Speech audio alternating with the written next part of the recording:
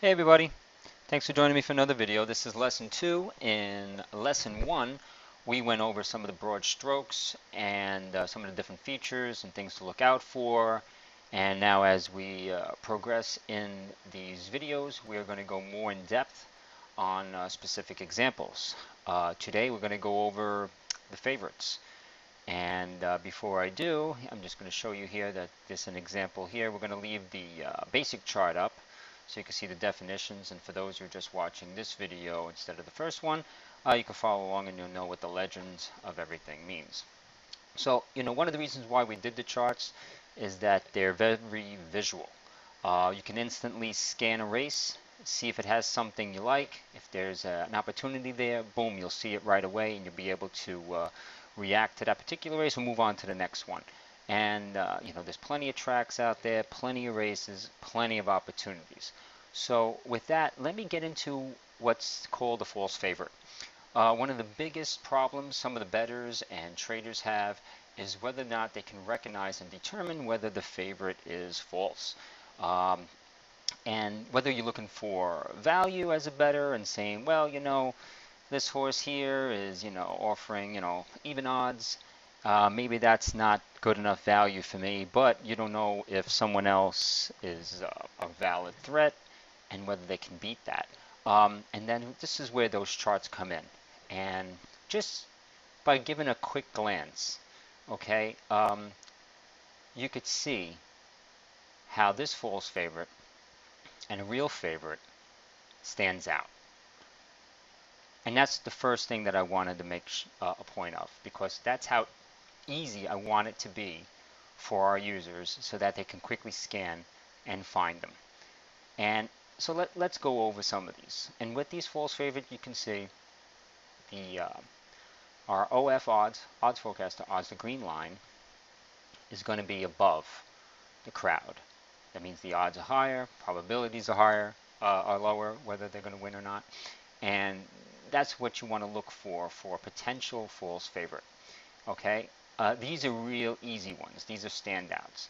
Sometimes you'll see something like this where it's not as clear. Now you can make a choice here.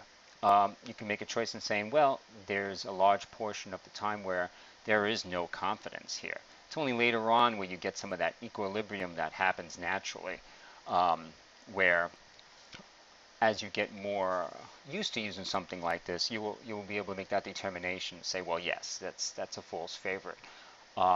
Or you could just move on to another race and try to find something a little bit more simple, so a real standout, something like that, where now you could say, okay, now that I know that the favorite may not be running, or his probabilities are not as high as people think, I can look towards maybe laying him, finding somebody else, other threats that we'll go over in future videos and a little bit later on this one. So make it as easy as it possibly can be would be my best recommendation. So if you see a race where a favorite is like this, well, hey, that's really easy. It's a lot easier to determine and say, okay, I'm certainly not going to lay him, but there could be opportunity to trade him. On the low end of the channels, you just, back those lows, lay those lows, and or you could maybe put him into, as a bettor, you could put him into an exacta. You could wheel him with a couple other horses. You could make him as your key for trifectas and superfectas, and you don't have to put a lot of other combinations in there, because now you can narrow them down. You eliminate that first key position with only having one horse in there, and that leaves you more flexibility for your second, third, and fourth positions. We're going to go over those kind of exotic plays later on in future videos. We are going to peel away the onion layer by layer and go deep into the rabbit hole about all these opportunities that are out there when you're using our charts. So, like I said, let's look at some of these false favorites. Higher than this one, green is higher than this one, green is higher, and a lot of spatial gap, as you can see there also. And here as well, it's a little bit tougher on this one to acknowledge, but you can make that the determination when you're looking at the whole card, like we did on our first video, and you can compare, and you can see maybe there's nobody else standing out. Maybe there's no one else that is truly a hidden contender, and everybody is what they are on the form. And you could take a chance with something like this. Um, but his odds aren't really anything attractive in this example. But let's say on a larger field, maybe you have 12 or 14 horses. Um, odds like this, if you had this pattern, maybe that would be a better opportunity. But now you can determine that a lot easier. So now when you're seeing something like this in comparison, where you're looking at the real favorites, they're real standouts. I mean, they're going to show, and you're going to know that these have a really, really high probability of really running, and they're there to win. And here you can see the our odds are below the crowd. They maintain that. You have dips, and the same thing here. Very consistent, very consistent. You got the PPAs on all of these, and the PPAs don't really have to show up on the favorite as long as you have that our odds are lower, and that's the main thing. So lower, lower in all of these examples. Some you'll have bigger spatial difference than others. And this is really one of the first and the most important lessons that if for any bettor or trader to really gather as an experience in their arsenal. Because no matter what your habits are, whatever your personality is as far as putting together bets, or what your betting plan is, or whether you're trading, determining whether the favorite is real or false is going to be a big boost in your profit. It's going to give you a lot more confidence if you're trading pre-race, if you know he's real, and on those, you're backing him on those highs, and you know that even if he stays there or drifts a little bit higher, you know you'll be safe in play. He'll run as he should. And quite the opposite with the false favorite. If you're trading the trends and you're laying him, if he happens to drift a little lower, you know that you have a high probability of being safe in play. And that's where the difference is when you're trading pre-play versus in play. You'll see that our charts will give you that bigger bang for your buck. That's where you're going to get your value because you've got that information.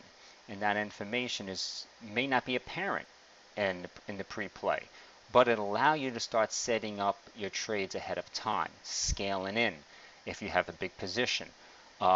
This way you don't show your hand on the markets, and that may have more effect whether on the liquidity that's available at the time. So keep in mind, take a good look at these charts. We have free races all the time. For all kinds of different countries, they're all random every day. There's always a free track there. Go and check it out. Go test them out. See what I'm saying and how it turns out for you. And then the next thing what I'd like you to do with that in mind, so to pinpoint a race that gives you an opportunity. So if you're seeing a race that has a false favorite, now you have an opportunity to look for a contender. And when also on our site we have these interesting chart patterns. By the way, every single one of these examples that you see here, every one of them won their race. Very interesting patterns. I'm going to go over each and every one of these in future videos, and we're going to break them down. We're going to show you why they work, what's going on, and what makes them so interesting. Now, we touched a little bit on the nosedive, and you see something like that is extraordinary. If you see a false favorite and you see something like this, jump on it. If you see, like we were talking about the other day with the order of odds, and if you see a false favorite and you see that one of these big PPA consistent patterns are there, and and they could be second or third, even fourth place positions as far as the OF odds are concerned, you may want to jump on that. That could be a really, really good trade, and it could be a really good value bet. So don't just think that these charts are just for trading or just for betting. It's information. It's not a system. It allows you to create numerous systems by looking at these. There's an infinite amount of possibilities here. You can apply them to any race, any country, at any track, I don't care what it is. These charts are going to give you that inside information. And on the next video, we're going to start taking apart some of these in more detail of these contenders, and also going through more whole cards. And we're really going to give you an in-depth view on how all of this works and how you can apply it. So like I said, let's give you another view of these favorites, and we'll leave that on the screen for you.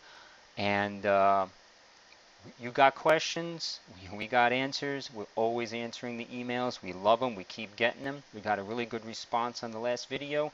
I'd like you guys to, encourage you to try out the free trials. Try it out. See what we're saying. And hey, give us a question, a comment. Doesn't matter. No questions are dumb questions. And we really like to increase the learning curve on everyone, and make your horse racing playing a lot more enjoyable. All right, so until the next video, thank you very much. See you next time.